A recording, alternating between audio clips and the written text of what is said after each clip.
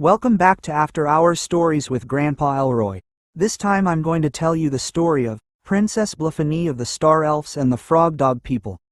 Please like, share, follow, and subscribe. This is our second comic book series. The Star Elves had lost their home planet and were looking for a new home. They were a very technically advanced society. They were starving and desperate when a scout ship came back to the Armada saying they found a planet they could live on. The Frogdog world was full of several mixed breeds of Frogdog people. These groups lived in three main separate societies. One was the Swamp Frogdogs. They eat fish and bugs. They were known for their music. The second group of Frogdogs are the Beach Frogdogs. They live on the beach and eat fish and fruit. They are great crafters and the strongest of the Frogdogs because they are the most active. They are known for their hospitality. The third group is the Rural Frogdogs. They are farmers and live in houses. They eat fish and vegetables. They considered themselves rulers of the Frogdog world. They are known for their generosity and charisma. All three groups live in peace. One of the Frogdogs' most sacred day is their 10 years ancient ancestor jungle gathering. It's the time every 10 years when all three groups celebrate where they came from. It was on this holiday that the Star Elves Armada attacked the Frogdogs. The Star Elves took advantage of the Frogdog holiday, capturing over half of the population of the planet at one place and time, then quickly moving to and destroying every village they could find. The Star Elves quickly took control of the Frogdog world.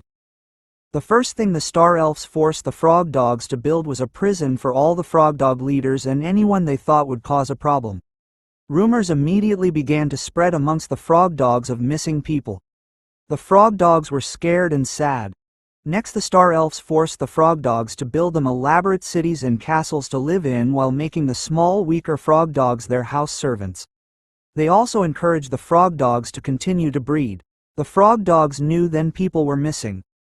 It was almost a full year since the Star Elves had taken over the Frogdog world and the slave Frogdogs were just finishing the new Star Elf statues and temples, but tensions were building on both sides.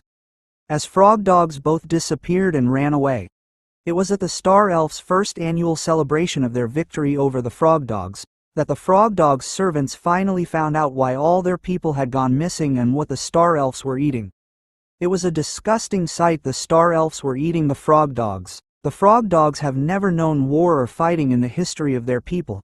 Finally decided to form a fighting resistance to the Star Elves. They started to gather in secret caves underground. At first they mostly argued since they didn't know how to fight. That next winter, as the snow started to gather on the Star Elf statues, the Star Elves turned up the pressure on the Frogdogs. They put them in two groups. Group 1, small servants, and Group 2 went to breeder prison camps to be food. It was early the next spring when a Frogdog wizard appeared with a plan and a potion. There had only ever been two known Frogdog wizards in history. The first one created them, and the second one led them out of the jungle into Trinity life. The wizard's plan called for young brave servant Frogdog to take the potion and sneak it into Princess Blephany of the Star Elves' drink. He was scared but brave. His dad had been the leader of the planet before the Star Elves came. His name was Moonhopper. A week later that Moonhopper snuck the potion in Princess Blephany of the Star Elves' drink.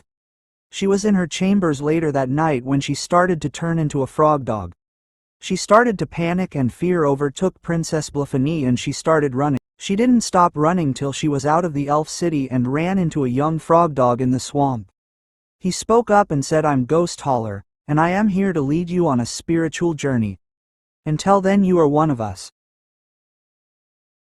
Well, thanks my friends for joining me in the origin episode of Princess Blephany of the Star Elves and the Frogdog people. As always, Grandpa Elroy is praying for you. Peace be with you. Don't forget to subscribe and like and share.